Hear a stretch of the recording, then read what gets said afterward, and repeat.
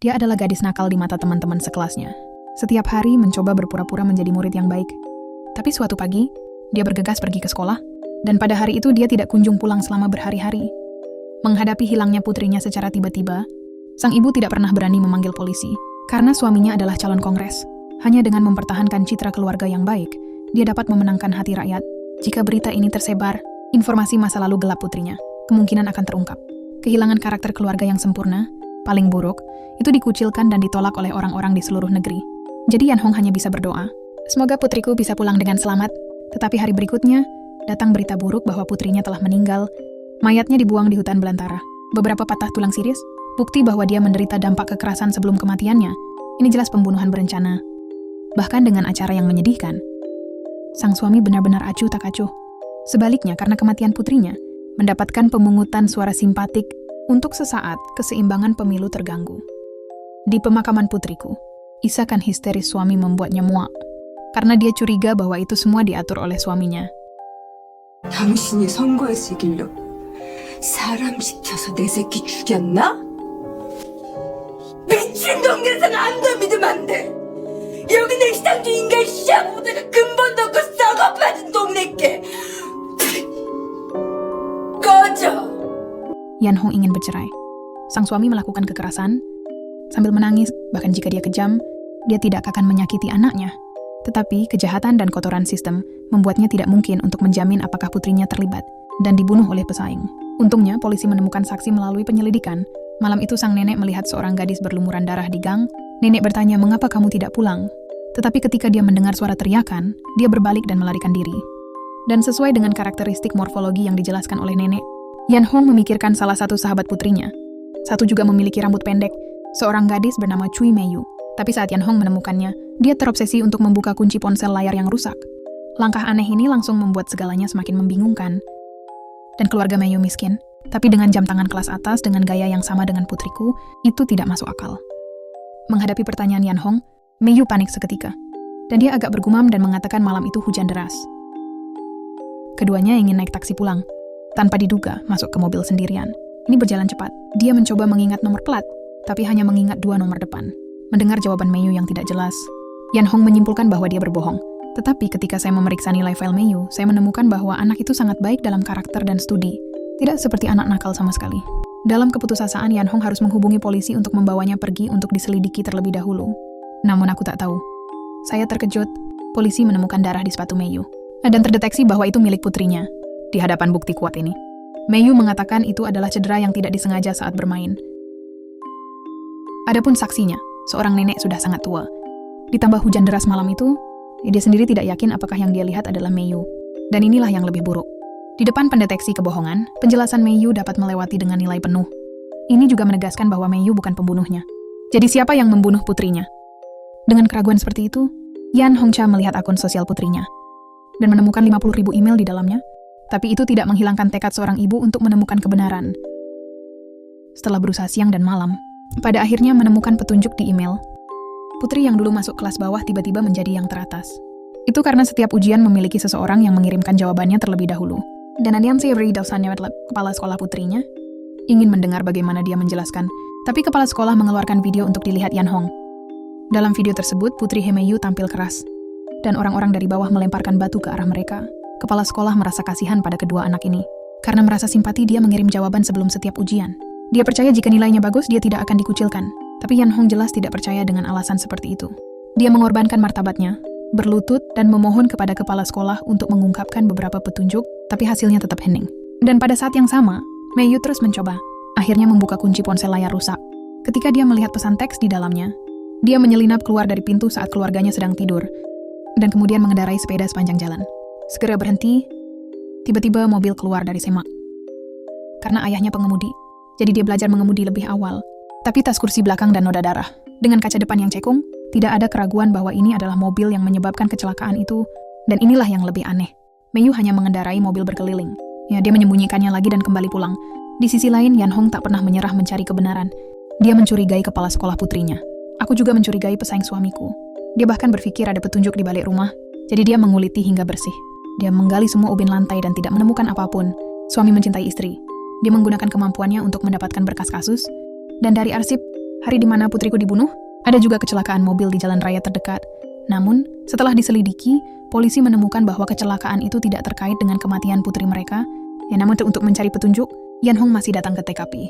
Tapi saat dia melihat sekeliling, tiba-tiba seorang pria bertopeng muncul dan membuatnya pingsan. Kemudian dia diseret ke rumput. Mulutnya disumpal. Dan pria bertopeng itu merobek bajunya dan menggunakan jari-jarinya untuk mengidentifikasi tulang rusuk ke-11. Kemudian ketuk ringan dengan palu kecil. Rasa sakit yang hebat membangunkan Yan Hong dalam sekejap. Pria bertopeng memperingatkannya untuk tidak bersuara. Dan kalau tidak itu konsekuensinya akan lebih serius. Tapi saat itu, orang lain bergegas dan menghantam pria itu dan memukulinya dengan brutal. Polisi kemudian menemukan bahwa pria bertopeng itu adalah penggemar saingan suaminya. Karena takut terjadi hal yang sama menimpa istrinya. Untuk mencegah kecelakaan terjadi lagi, sang suami juga membekali Yan Hong dengan tongkat kejut listrik untuk pertahanan diri. Ini juga secara tidak langsung membuktikan bahwa fokus suami selalu pada keluarga terlebih dahulu. Selama beberapa hari istirahat di rumah, Yan Hong terus menonton video penampilan putrinya He Mei-yu, dan apa yang dia perhatikan adalah bahwa semua orang melemparkan batu ke arahnya. Hanya seorang gadis berkacamata yang bersorak, kontras membuatnya curiga. Jadi Yan Hong pergi ke sekolah dan menemukan gadis gemuk berkacamata. Dan dari mulutnya, dia mengetahui bahwa sebenarnya beberapa orang masih mengagumi putri mereka, He Mei-yu. Kemudian dia menunjukkan video lain kepada Yan Hong. Dia mengambilnya di pangkalan rahasia dengan sengaja, tapi saat Yan Hong memperhatikan dengan penuh perhatian, salah satu kancing gadis gemuk itu robek. Dan ketika dia mengangkat mantelnya, di dalam ternyata ada seragam sekolah dengan reputasi baik. Yan Hong menyadari bahwa ada sesuatu yang salah. Saya datang ke pangkalan rahasia sendirian. Pemandangan memasuki rumah membuatnya tercengang. Dan dia juga menemukan dari foto-foto di dinding. Ternyata hubungan putriku dan Mei-yu tidak hanya sesederhana teman biasa.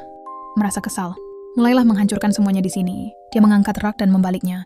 Dan kantong plastik hitam jatuh. Ada uang 200 juta uang tunai di dalamnya. Dia melanjutkan pencariannya di sekitar gubuk. Kendaraan itu segera ditemukan di rerumputan. Dia hanya menelepon dan memanggil Mei-yu.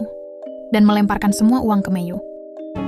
그 파티가 뭐였냐면 너희들한테 시험지를 빼다 준 사람한테 돈을 받기로 했거든. 그 사람이 누구지도 난 알고 있어. Melihat hal-hal telah terungkap, Mei-yu mengatakan yang sebenarnya, ternyata setelah ibunya meninggal, ayahnya menikahi ibu tirinya. Mereka terus melahirkan adik-adik, mengarah pada perampasan cinta seseorang. Oleh karena itu, hanya Mei-yu yang baik padanya. Dia tidak punya alasan untuk menyakiti Mei-yu. 그래, 네가 안 죽였어. 그럼 누구냐고, 우리 민진이를 죽인 사람이. Dalam pengetahuan Mei-yu, hanya kepala sekolah yang paling dicurigai. Mereka secara tidak sengaja mengetahui kehidupan kepala sekolah. Jadi kedua pembuat onar itu memberi kepala sekolah aromaterapi mobil, tapi ada kamera lubang jarum di bagian dalam aromaterapi, dan mendapat beberapa bidikan yang sangat keren malam itu. Setelah itu, mereka menggunakan rahasia ini untuk terus meminta jawaban atas soal ujian kepada kepala sekolah, tapi menurut mereka itu tidak cukup. Jadi singa membuka mulutnya, meminta uang tunai 200 juta kepada kepala sekolah.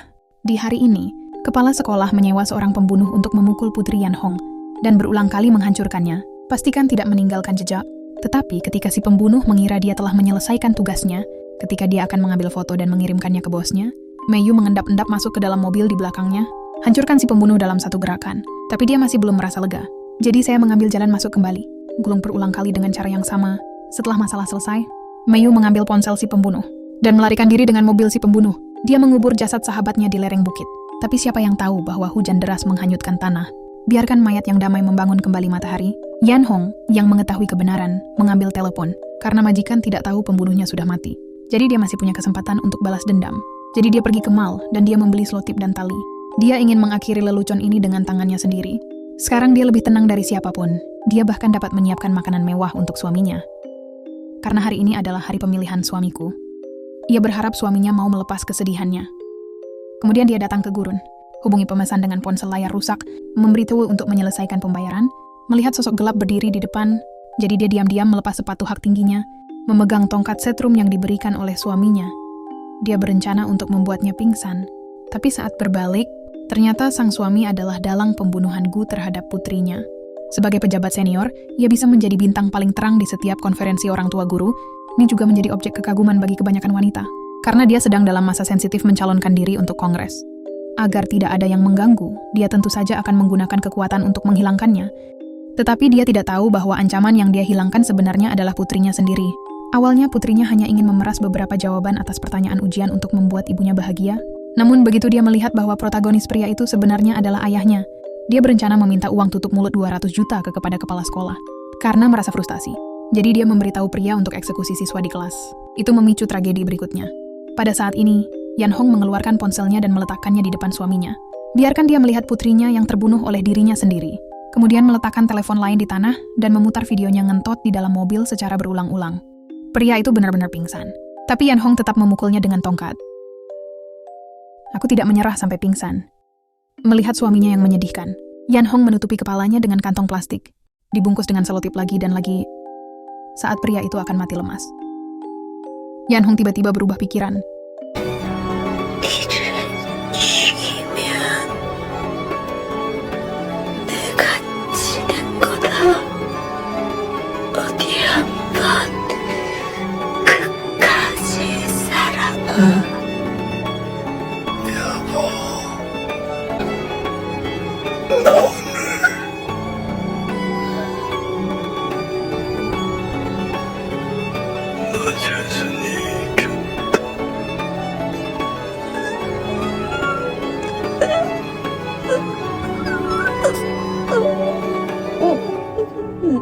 Kemudian Yan Hong mengeluarkan tabletnya dan mengunggah video yang tidak sedap dipandang di situs resmi pesaing.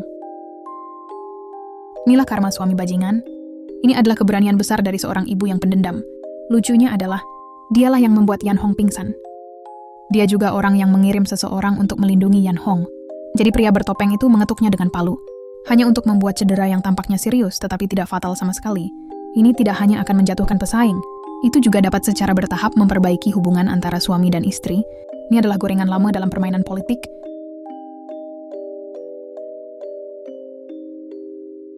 Cerita berakhir, Yan Hong berbaring di tempat mayat putrinya ditemukan, dikelilingi oleh makanan ringan yang disukai putrinya sebelum dia meninggal. Kemudian dia tiba-tiba menemukan bahwa Meiyu datang diam-diam. Ya, dalam keadaan kesurupan, dia mengakui Meiyu sebagai putrinya. Tadi, si 엄마는 좋다디?